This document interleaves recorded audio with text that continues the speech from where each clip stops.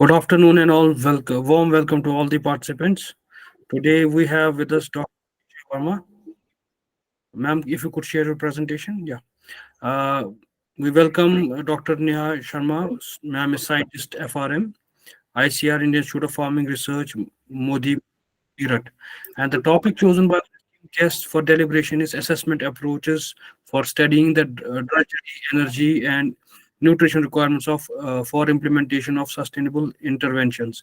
Now I invite Dr. Pragya to do a formal introduction. And ma'am, after the introduction, you can start. Thank you, sir. So, welcome to this afternoon session. Today, we have with us Dr. Nisha Verma. She is presently working as scientist FRM in ICR Indian Institute of Farming Research, Modipuram, Meerut. She did her graduation from GB Pantnagar University and did her master's and doctorate from Punjab Agriculture University, Ludhiana. She is currently working in 8 projects as PI and co-PI, developed 4 diversified farming system for 100 tribal farm families, also characterized gender sensitive system and participatory technology for drudgery reduction in women's farmer. She has received many awards like Young Scientist Award, Women Scientist, Young Researcher Award, Batch Presentations Awards, and she has more than 20 publications in her credit, 11 book chapters, and conducted 3 training program as coordinator. So, on behalf of the organizing team, I welcome Dr. Nisha for her deliberation on drudgery reduction and nutritional requirement for sustainable agriculture. Over to you, madam. Thank you so much, ma'am. Thank you for inviting me for this 21 days orientation course.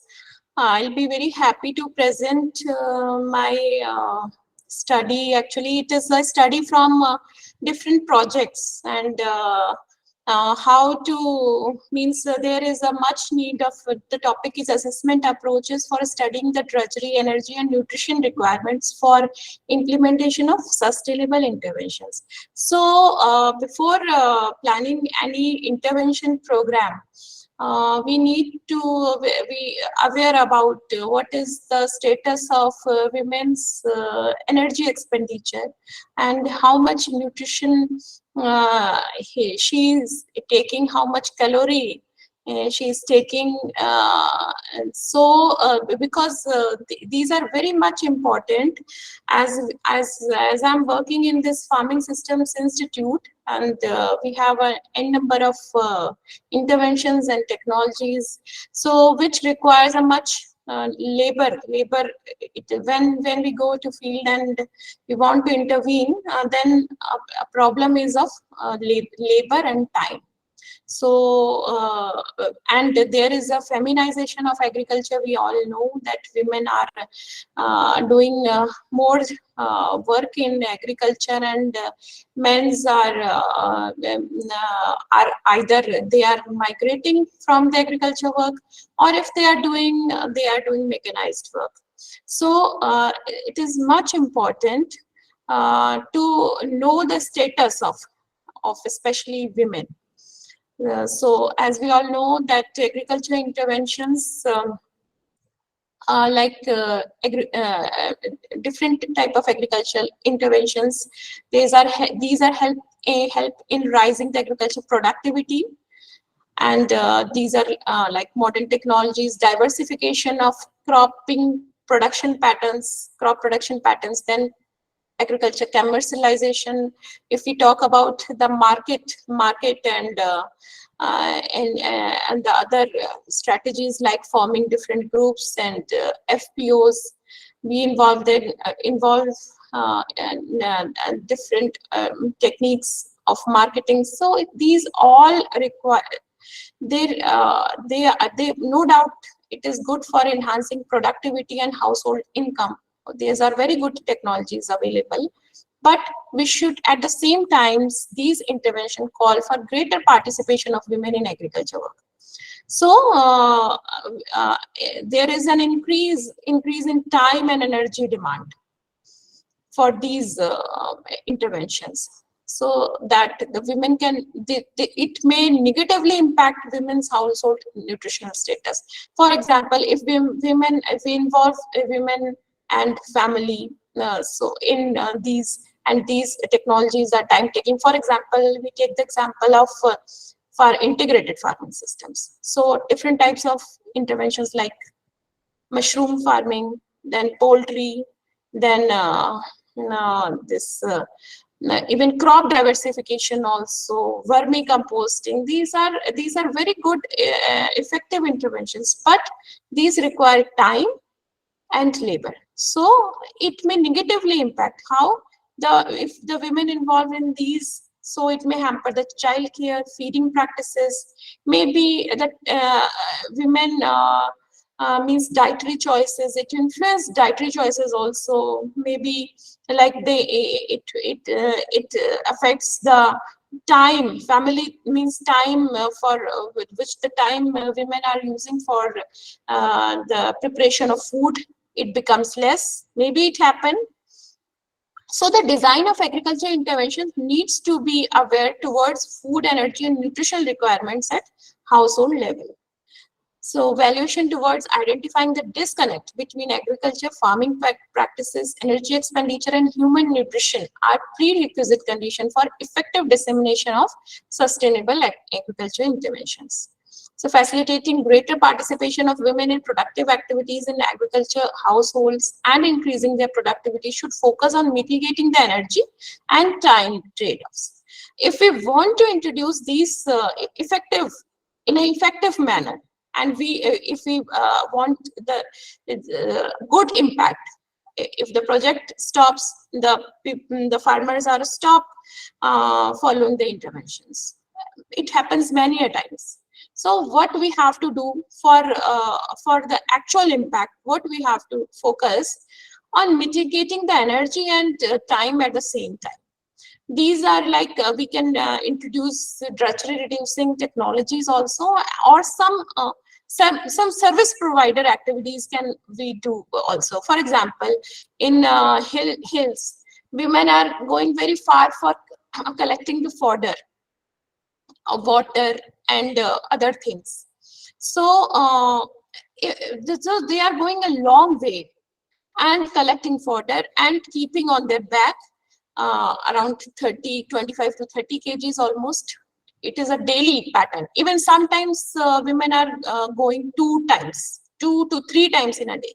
It depends upon how many livestock units they are having, or how many requirement of firewood also. But in today's time, due to the some means on the schemes on means providing the cooking gas to different households, this becomes less. But anyhow, the problem of fodder is much in hilly areas. So what we have to do, so we should provide some of the service providing activities, like providing the fodder in the areas where the hilly people are residing. We should focus on that. It is very much helpful for them. It is a small intervention for us to provide a fodder in the households, but it will solve a much problem. 4 to 5 hours of women in a day, as well as around they are taking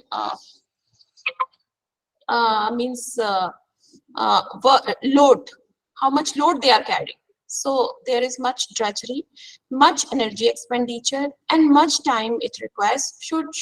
We should use some mitigating strategies. And a clear scenario of time use, calorie or nutrient intake, and energy expenditure in rural agriculture households can ultimately improve the design and targeting of nutrition sensitive agriculture. So how to proceed towards it? We should know about the production patterns, like what is the area of a farm family, means area of farm size, then production, what are the cropping patterns, what are the livestock units, subsidiary enterprises, and market surplus. when we are working from planning intervention, then we have to know these statuses through baseline surveys. Then second one is consumption patterns. How a family eats, like means consume from farms, how much the family consumes from farms, how much it is taking from market, how much from public distribution systems, what is the dietary diversity in the consumption system, then what is the nutrient adequacy, and if possible, then biochemical status like hemoglobin level, blood vitamin A level. We should consider these parameters also. Then body fat composition like skin fold thicknesses, clinical signs and symptoms, different vitamin deficiencies uh, can be find out through clinical signs and symptoms also. Then shocks. What is the effect of the shock? Recently, like there was a corona pandemic. So what was the effect on that? Then earthquake, if there is any earthquake, storm, flood, drought, epidemic, any pandemic, we should know what are the shocks and what are the strategies farmers are going to adopt through mitigating, through adaptation or mitigation strategies. What are these strategies? What are the strategies farmers used? Then anthropometric status like body mass index. And in case of children, we should go for BMI for age, height for age, weight for height, etc. Then time use pattern. It is very important to study the time use pattern of especially in case of female farmers. How much time the women are consuming in so and so activities. Either it is household activity or farm activity or livestock activity. Then energy use expenditure pattern. Then we can calculate the total energy expenditure, physical activity level, basal metabolic rate. There are many tools are available. These are accelerometer and some other tools are also there to analyze total energy expenditure of a whole day. So we should know the trend, how the energy pattern is going. Then some learnings through farmer participatory programs. This project was conducted in the Tarai and Bhapar zone of Uttarakhand, under tribal subplan. So we have taken 100 households in that and characterized the tribal farming systems and found that the paddy wheat was the dominant farming systems in 44% of households, followed by crop, paddy wheat plus dairy, followed by crop plus horticulture, paddy wheat, dairy plus horticulture, paddy wheat plus livestock like cow oblique goats were also there in a small amount, and crop, livestock plus horticulture was also there in of 1%. So majority, we can see the trend, majority of the households were having only crop paddy wheat system. Why? Because there is a problem of these are the farmers, because they are not didn't have, there is a labor problem as well as a problem of time.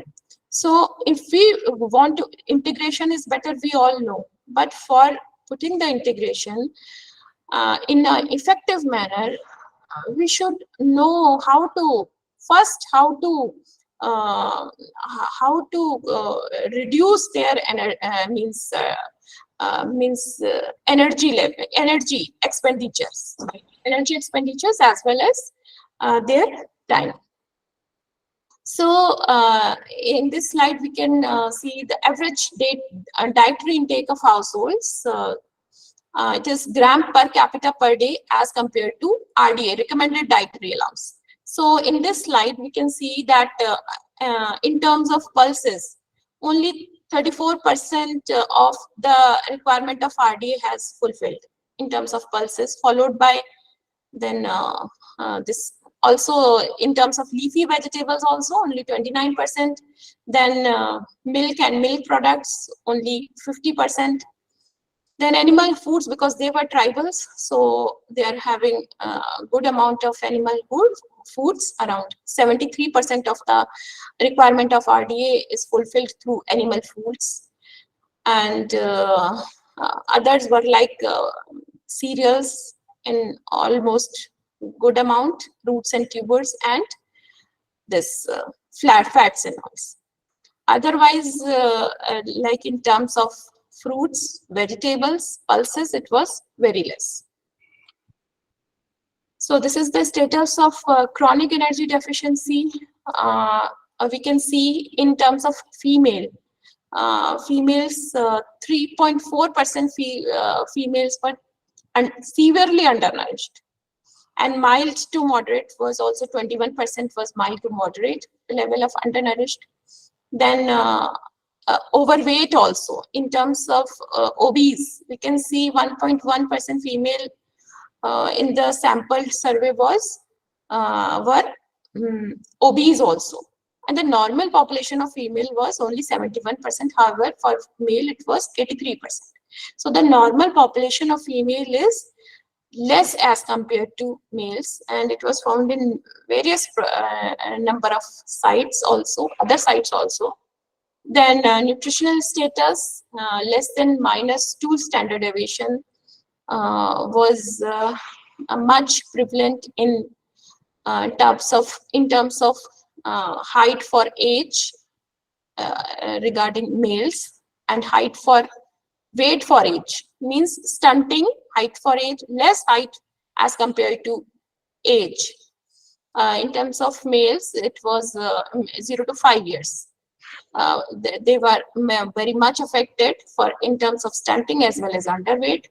Then females 0 to 5 years, they were having less BMI as compared to their age. And they were stunted also, and underweight. Even wasting was very much prevalent, means less weight as compared to height. Very less means wasting. It is a very critical situation for chronic energy deficiency.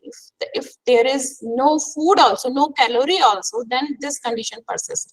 And it was found in females of 0 to 5 years. And in terms of when there is a growing age, like in 11 to 19 years, this condition again prevalent. So it was found stunting in males also 48%, and in females the stunting was 50%. So this is the same table, and so this is showing the actual data. Less than, you can see less than -2 standard deviation. This is very much high in terms of height for age and weight for age in terms of males, and for females, this is the same. It is the data shown here in values. So when we talk about in terms of economic terms, so it is an average of that area of total 100 households, yani, on 0.05 hectare was the average land holdings, and the tribal people was getting the annual net return of 78,055 rupees only. And so we have planned and identified different interventions, like we have introduced zinc and iron genetically biofortified varieties of wheat, WB2, for selected undernourished tribal farm households, not for all, but who were more undernourished. We selected them, around 30% population we have selected them out of 100, and we introduced this variety. Then afterwards, introduction of climate resilient with good nutritional quality wheat variety like WB2173, and high yielding variety of wheat HD3086 and HD2967 we have introduced for the people who are not much affected from the families. We have chosen through children as well as women, not for males, because males, the problem of undernourishment was far less as compared to female. Then we have introduced high yielding variety of basmati rice, and along with the integrated pest management practices. Then we diversified their system through legume intercrops. We introduced lentil, PL8, PL6 variety, and black gram, PU31, and mustard. We tried to diversify their system through legumes and oilseeds. Then integration of backyard poultry for egg and meat production. We introduced the backyard poultry for much meat and egg production. Then balanced nutrition in milk animals like poultry and goat through mineral mixture, calcium, vitamin mixture for enhancement of milk and egg yield.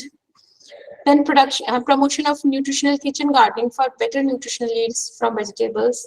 So we have planted different vegetables for the whole year, like brinjal, cowpea, okra, bottle gourd, ridge gourd from February to May and July to October. In both the seasons, farmers can take these vegetables. Then for winter seasons like November to February, we introduced carrot, radish, fenugreek, spinach, coriander. Then we also introduced biofortified golden sweet potato varieties. Different varieties for combating the vitamin A deficiency among the children and women. Then vitamin A and C antioxidant-rich seeds like red capsicum, yellow capsicum, broccoli were demonstrated through nursery preparation using pro trace. Then promotion of fruit plants for getting nutritional yield from fruits like lemon, lychee, guava, mango, along with the IPM practices like pheromone traps and trichocards in existing guava plants for management of fruit fly. So then year-round mushroom production through button mushroom, oyster mushroom, milky mushroom, and their scientific management and market linking for better family nutrition, income and resource integration. And introduction of vermicomposting for farm resource integration and organic consumption of crops, vegetables, and fruits. Then demonstration of package of improved tools and implements like improved sickle, could be ring cutter, active gloves, seed cum fertilizer drill, a single peel weeder for line sown crops, and develop for efficient sowing of broad seeds for enhancing working efficiency and reducing drudgery. So along with this, we should introduce the drudgery reduction or package, what they are doing. First we identify, and afterwards we should introduce these also. Why? Because drudgery reduction can offer substantial savings in energy expenditure, time use pattern that could offset the calorie deficits, reducing the burden and increasing women's available time for adoption of sustainable interventions. Otherwise, it is very difficult for women to adopt these nutrition sensitive interventions if we don't reduce their energy demands as well as time use, don't consider their time use pattern. So these are the interventions we have implemented in the tribal farmers field. Then after this all the interventions for imparting all the interventions for continuously for 3 years, we again studied the diet, how the dietary intake of tribal farm households has changed before and after interventions. So we could see the gap has reduced in terms of pulses from gap after 20 intervention has reduced to 23%, whereas the gap was 66% as compared to RDA. It was earlier was 66% and has reduced to 23% because of interventions of pulses. Then green leafy vegetables, the gap has reduced from 71% to 24.6%. In terms of other vegetables, the gap has reduced from 37% to 11.4%. In terms of fruits, it has reduced from 57% to 35%. And in terms of milk, it has reduced from 50% to 34%. And animal foods, the gap was already less, 26.95%, and it has reduced to 13.6% due to the interventions of poultry in the field. So this is how the gap has reduced uh, uh, due to the interventions, and dietary diversity score has been improved in terms of fruits, meat, dairy. It was a good dietary diversity has improved. Then we have conducted an impact study. After completing the project, we have done an impact study without giving any input support. We have studied the impact of interventions that we have whatever interventions we have given in the field, could it be followed, or the farmers have discontinued. So I'm not going in all the interventions, but due to the labor requirement, those interventions like mushroom production, the farmers are like very much this intervention, and they can make a lot of money out of it. Even their nutrition security is very good from this intervention. But 70% of the farmers have discontinued this intervention due to high requirement of labor and non-availability of this is also a reason in spawn for the mushroom. And vermicomposting, only 35% have adopted, and 65% has discontinued due to the problem of labor requirement. So how we should mitigate these? This is a much issue for seeing the actual impact of interventions in the field. There was another project of Farmer First. It is ongoing in the field, and we have this is in the Muzaffarnagar, and we have studied the farming system pattern over here, and we found that the crop plus cows is the most prominent farming systems, followed by crop plus buffalo. Here the dairy is a very good enterprise in Western UP. But anyhow, but some people, 1 or 2%, they are also doing goatry, piggery, and poultry also. So in this project, also we have done the nutritional. We have studied the nutritional status first, and then we planned the interventions, and we see the nutritional outcomes. So the interventions, you can see from the slide. We have the different interventions are like cropping. So first I discuss about the nutritional status of this area. Here also less than 5 years of children are wasted, are having 90% of male child were stunted, and 87% of female child were stunted less than 5 years. And wasting, less than 5 years of male child are stunted 13%, and 19% are wasting was seen among the female childs. Then there was a high deviation in consumption of pulses. Here also a consumption of pulses is very less. In terms of from RDI, like it was minus 45% as compared to RDI.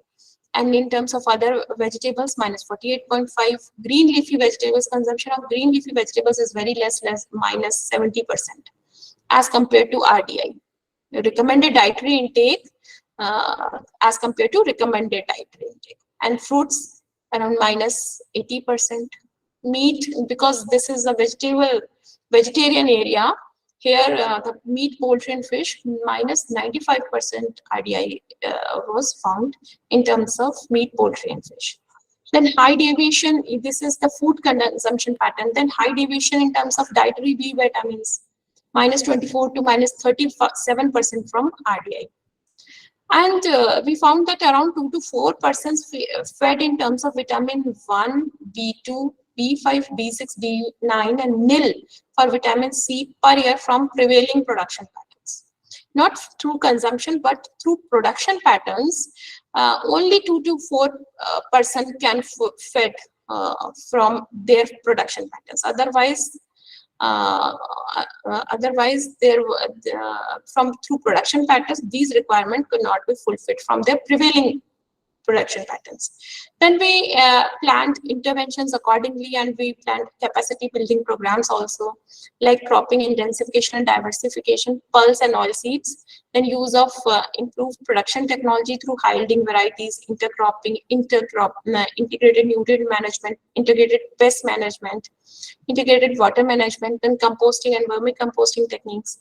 Then in animal husbandry also, fertility and nutrition and management in milch animals, livestock healthcare, vaccination, deworming, calcium supplementation, then improved breeds of poultry, goat and swine we have introduced, and feed and fodder management through cropping system diversification, and demonstration of package of practices in vegetable crop production, exotic vegetable cultivation, multi-tier cropping of vegetables for higher income, low-cost nursery, low-cost polyhouse for off-season vegetable production, and promotion of nutrition, kitchen gardening. Then we also introduced some package for drudgery, like improved small farm tools for reduction of drudgery of farm women, then entrepreneurship module through SHG formation and product development, value addition, packaging and marketing, and nutrition awareness program through Kisan Goshtis.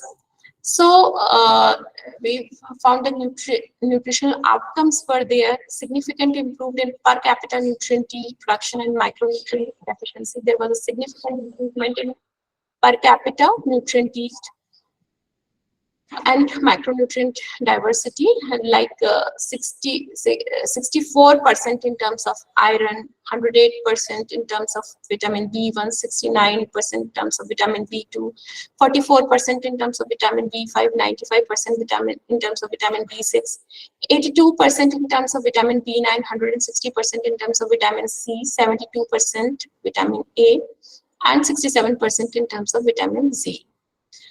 Then significant improvement in this is the improvement in terms of nutrient yield, means through production. These and micronutrient diversity also, because there was a less micronutrient in the field through production they were getting earlier, but through after these interventions the micronutrient diversity has become diverse. Then significant improvement in food consumption patterns in terms of green leafy vegetables from 22 to 46%, other vegetables 15 to 36%, in terms of food, fruits 52 to 84%, in terms of milk 9 to 27%, milk around 8, means it is a range of meat, and because there were vegetarian diet, farmers are having the vegetarian diet, so 0 in that case, and 80 to 88% where the farmers are having were having the meat products. In that case, it has gone up to 18%. Then sugar and jaggery, in this area, the farmers were earlier they were having much consumption of sugar and jaggery because it is a sugarcane cultivating area, so that is not good, and it further it is a cause for a metabolic diseases. So the sugar in jaggery, it has reduced from -50 to -77%, which then that is equivalent to RDA. Then means it is going to towards RDA. Then now after the interventions, 5 to 6% could fed in terms of vitamin B1, B2, B5, B6, B9, and 3% could fed from vitamin C per year from the improved production pattern.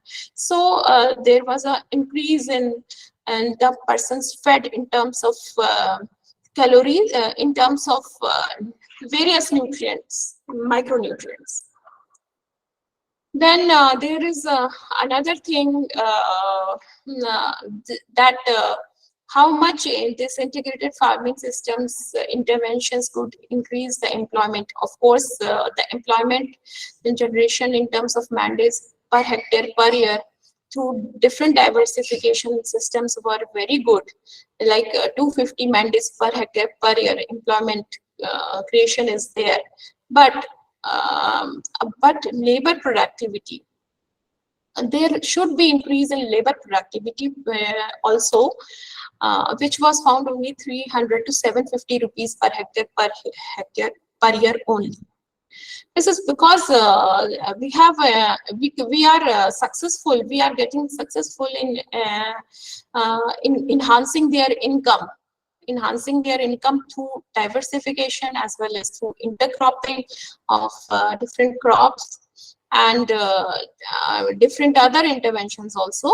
But at the same time, this requires much means labor.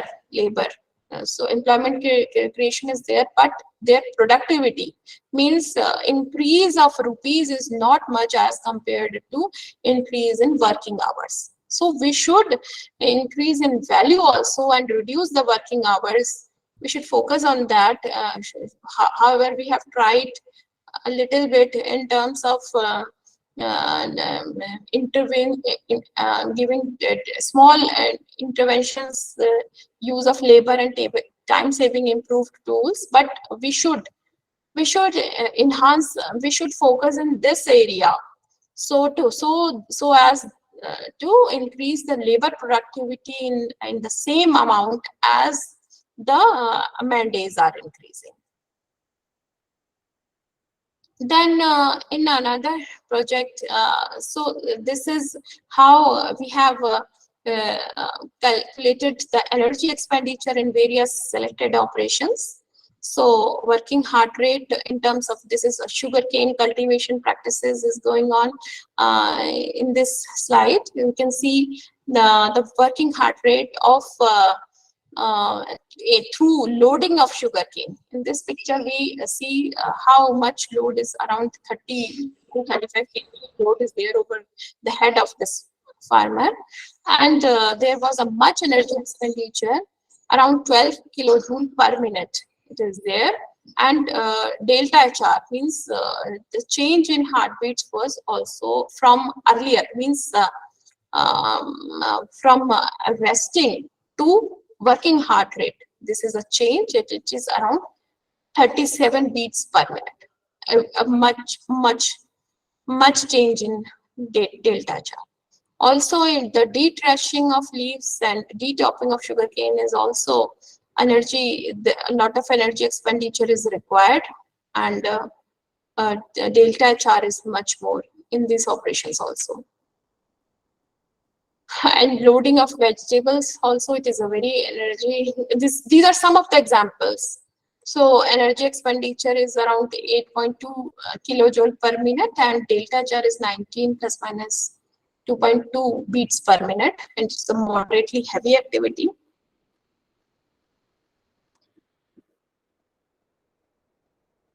And we have a small intervention in sugarcane in terms of bud chipping.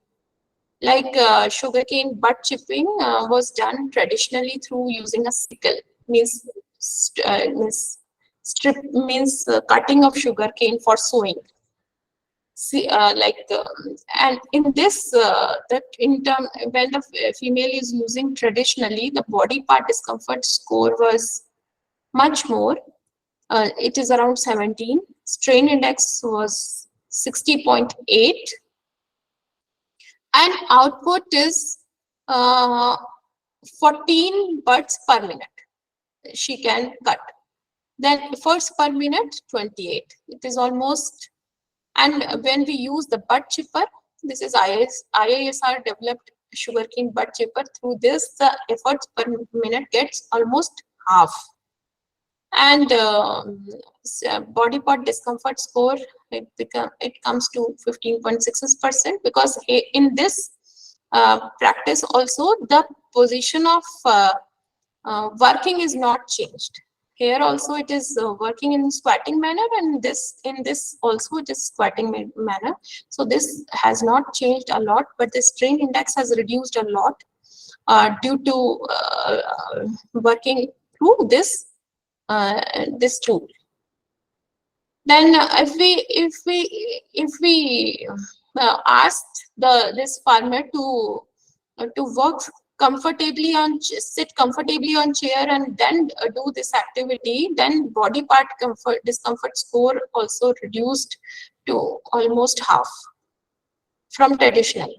Then strain index was also reduced on only up to 2.76, and then and the out this is the best means best type of work, or best type of, if the tool is also, and we should change the working position of a farmer, then we should find combinations from ourselves also to how to reduce the strain, how to reduce the energy expenditure, so that the means person's efficiency can be improved.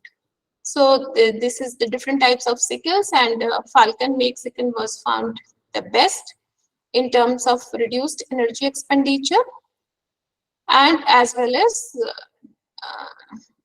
reduced energy expenditure, as well as delta Hr, change in heartbeat also. So we can also use some of the physical physical activity level of different tools, another tools also, like accelerometers also people are using nowadays to compute the whole energy expenditure of whole day. And we should go for that if we want to actually find out the what is the energy expenditure, and then we should study the time pattern also. We can find the energy cost of a particular work or a particular activity, and we sum up those, and we found that how much energy it is involving in the particular work or particular, and we sum up and we go for one to one, and we know the trend. We can know the trend, how the energy expenditure is using, and how the time use pattern, and so that we can reduce, and we can then successfully implement our interventions. So now we conclude that agroecological approaches to agriculture looking at sustainability at farm or landscape level may be inefficient and requires a closer look at food system level along with the workforce. If we want to work at the whole landscape level or farm level, so this require, again, we should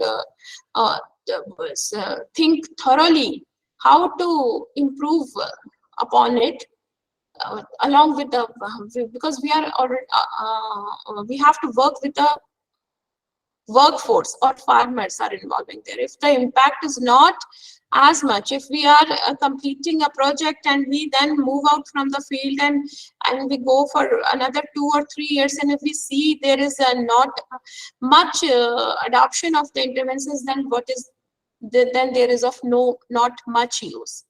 The attention on future research planning should be on production, consumption, nutrition links to ensure healthy diets and food diversity.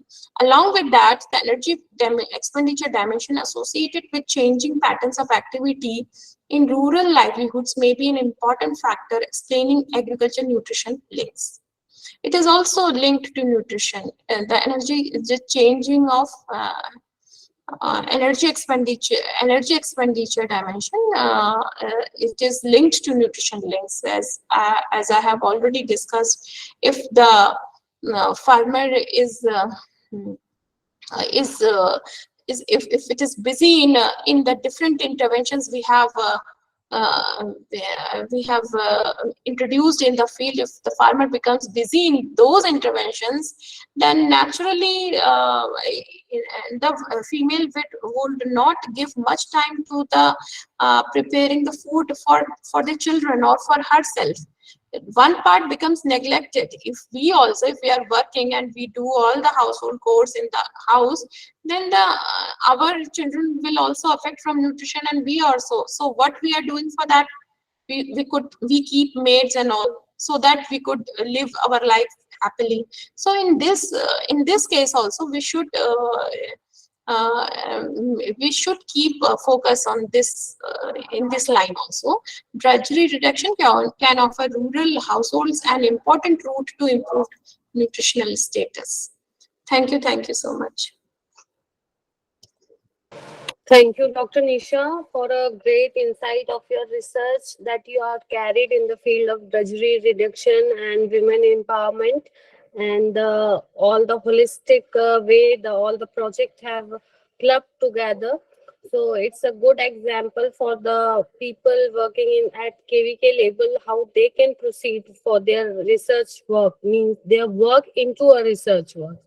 So thank you once again, Dr. Nisha. So if there are any question, you can ask or put in the chat box.